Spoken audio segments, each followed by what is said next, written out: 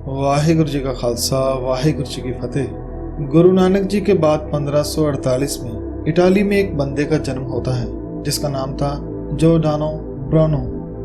कहते हैं कि यह दुनिया का पहला इंसान था जिसने यह पता लगाया कि इस धरती जैसी और भी धरतियां हैं और इस सूर्य जैसे और भी सूर्य हैं। उसने कहा कि धरती सूरज का चक्कर लगा रही है। आज आपको सुनने में यह बात शायद कुछ भी न लगे, मगर उससे पहले लोग मानते थे कि धरती एक जगह पर खड़ी है और सारे ग्रह धरती का चक्कर लगा रहे हैं। मगर ब्रूनो ने इस बात का पता लगाया कि धरती खड़ी नहीं है बल्कि चक्कर लगा रही है, सूर्य का चक्कर लगा रही है। ब्रूनो ईसाई था तो उसने इस सच्चाई को, इस खोज को चर्च में जाकर रखा तो उनके धर्मगुरु ब्रूनो पर भड़क गए कि तुम ये कैसी अनहोनी बात कर रहे हो, तुम जो कह रहे हो ये बात हमारे धर्म के विरुद्ध है। जब ब्रूनो ने बार बार समझाना चाहा तो उसे कैद कर दिया। जब वह फिर भी न माना तो उसे देश से ही निकाल देते हैं। मगर वह अपनी बात समझाने के लिए दूसरे देशों में भी गया, मगर किसी ने उसकी बात को नहीं माना और अंत उसे बहुत सारी सजाएं देकर जिंदा जला दिया गया। उसको इसलिए शहीद किया, इसलिए जलाया क्योंकि वह मानता था कि जिस भगवान को तुम मानते हो वो बहुत ही बड़ा है, जिस कायनात को तुम छोटा करके जानते हो वो बहुत ही विशाल है। तो उस वक्त सारे धर्म और जो लोग थे वो एक तरफ थे और ब्रूनो एक तरफ। संगत जी, जब मैं इस इतिहास को पढ़ता हूँ तो मैं बहुत सोच में पड़ जाता हूँ कि 16वीं सदी में जब ब्रूनो ने यह कहा कि धरती सूर्य का चक्कर लगा रही है तो उसे मारा गया, उसे बुरा भला कहा गया। तो उससे 100 साल पहले जब गुरु नानक साहब जी हुए तो उन्हें लोगों ने कितना बुरा भला कहा होगा। जब गुरु जी ने कहा होगा कि इस धरती के जैसी और भी धरतियां हैं तो लोगों को कितना बुरा लगा होगा। जब गुरु जी ने कहा होगा कि जिस धरती को तुम किसी बैल पर खड़ा बताते हो तो वो बैल कहाँ खड़ा है, तो उस वक्त के धर्म गुरु भी जरूर भड़के होंगे। जब गुरु जी ने बताया होगा कि इस सूर्य जैसे और भी सूर्य हैं और ऐसे कई सूरज भी हैं जो खत्म हो चुके हैं, जो जल जल कर राख हो चुके हैं, तो लोगों ने गुरु जी को क्या क्या नहीं बोला होगा।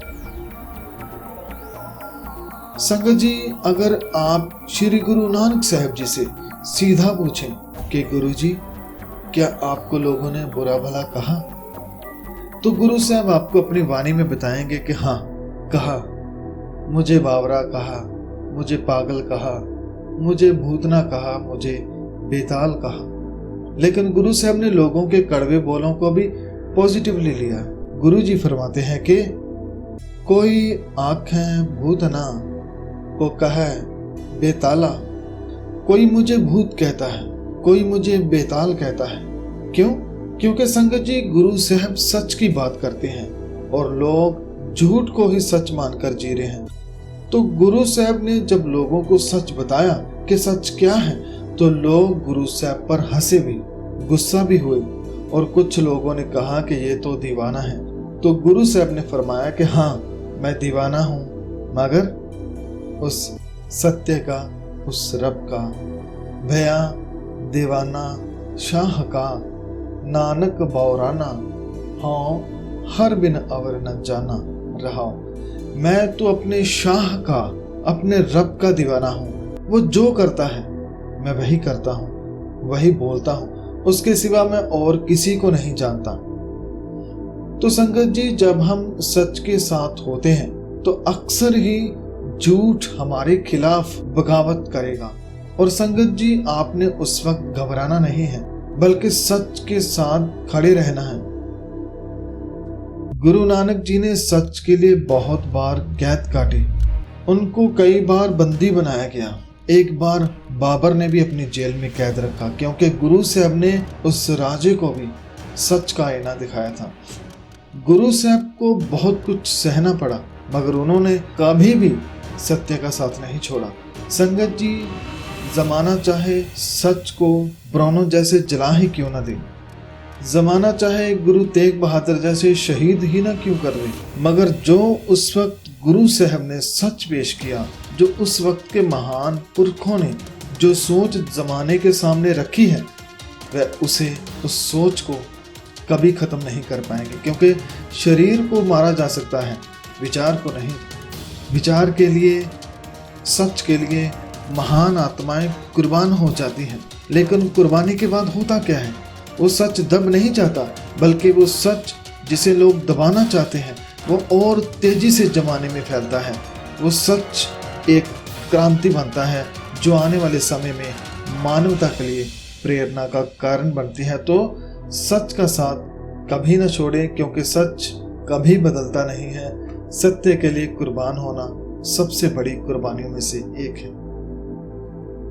गुरु नानक जी का एक बड़ा क्रांतिकारी श्लोक श्री गुरु ग्रंथ साहिब जी में दर्ज है कि अगर सच की राह पर चले हो, रब की राह पर चले हो, तो सिर हथेली पर रखकर चलो, क्योंकि यह राह कोई आसान राह नहीं। गुरु साहब फरमाते हैं कि जाओ तो प्रेम खिलन का जाओ, सिर तर तली गली मेरी आओ, इत मार्ग पैर तरीचे, सिर दीचे तान न खींचे।